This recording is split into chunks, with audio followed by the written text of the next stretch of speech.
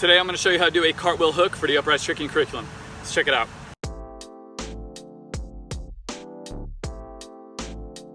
I'm Anthony and welcome to Upraiz, the channel that's all about helping you build a solid foundation for your tricking so that you can excel at the sport. Today we'll be getting into the cartwheel hook for the Upraiz Tricking curriculum. And before continuing this video, I recommend that you have your block transition combos for two-handed flips. If you do not, you can click right there for that tutorial. Now, a cartwheel hook is kind of just how it sounds. It's a cartwheel, but you're throwing a hook kick in it. So when you start this move, you're going to be starting in a front side stance, looking at the ground in front of you. You're going to reach down with both hands and start to kick your back leg up.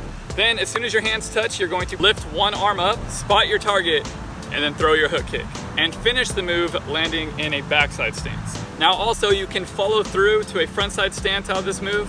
You can add a spin in front of it, or you can do a spin and follow through together. And I do recommend you try to get used to those because we are going to be doing them later on in combinations if you even want to do the combinations. If not, you can just do a regular one or whatever variation you want.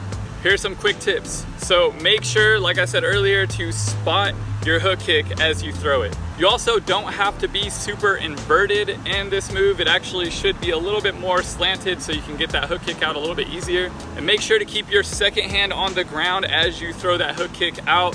It's gonna be really difficult for you to keep both your hands on the ground and try to throw a hook kick out, so you have to lift up your hand, your non-hook kicking leg hand, while you throw that hook kick. And as always, make sure that you're keeping those toes pointed as well. And if you want to work on a little prereq for this move, you can go ahead and click right there. That'll be a tutorial for that, so you can get that if this one is a little awkward or difficult for you to get. Let's check those out one more time.